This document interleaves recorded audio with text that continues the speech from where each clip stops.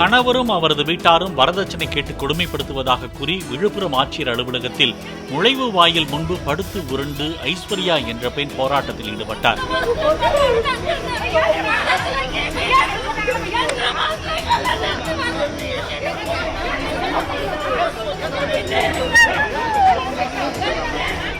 கடந்த 3 மாதங்களுக்கு முன்பு புருஷோத்தமன், ஐஸ்வர்யா ஆகியோருக்கு திருமணம் நடைபெற்ற நிலையில் வரதட்சணையாக 10 சவரன் நகை கேட்டு கணவர் வீட்டார் கொடுமைப்படுத்தியதாக கூறப்படுகிறது. இந்நிலையில் ஆட்சியர் அலுவலகத்திலிருந்து கூடுதல் ஆட்சியர் பத்மஜா காரில் புறப்பட்ட போது ஐஸ்வர்யாவின் தலையில் தட்டி காரின் முன்பு போராட்டம் நடத்துமாறு அவரது தந்தை கூறினார்.